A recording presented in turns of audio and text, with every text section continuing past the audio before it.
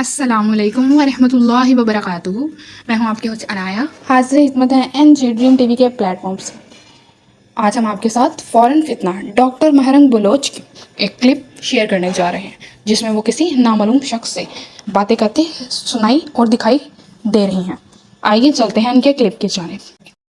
Yes, we know that Pakistani agencies will shut down the network on the day of the rally, so we have given satellite walkie-talkies to some of our colleagues so that they may be in touch with the men sent by the chief from Iran, and in the caravans coming, we have received the things sent by you. The rest will be met on the 28th. I will try to convey the speech sent to me by Geneva to the people in my address. I have already told the Balochus that whoever stops you, beat them, burn their cars, it doesn't matter.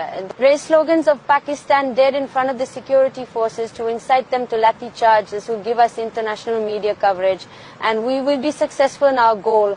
इसमें उनका कहना है कि हम जानते हैं पाकिस्तान में धरने के दिन मोबाइल फ़ोन सर्विस मुअत्तल कर दी जाती है।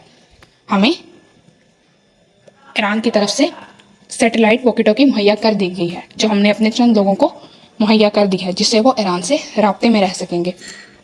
हम 28 मई को पाकिस्तान में बदअमनी फैलाने के लिए तैयार हैं।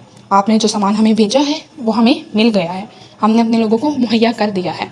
हम पाकिस्तान के सामने मुर्दाबाद के नारे लगाएंगे ताकि हम पर लाठी चार्ज किया जाए और हम इंटरनेशनल मीडिया कवरेज हासिल कर सकें।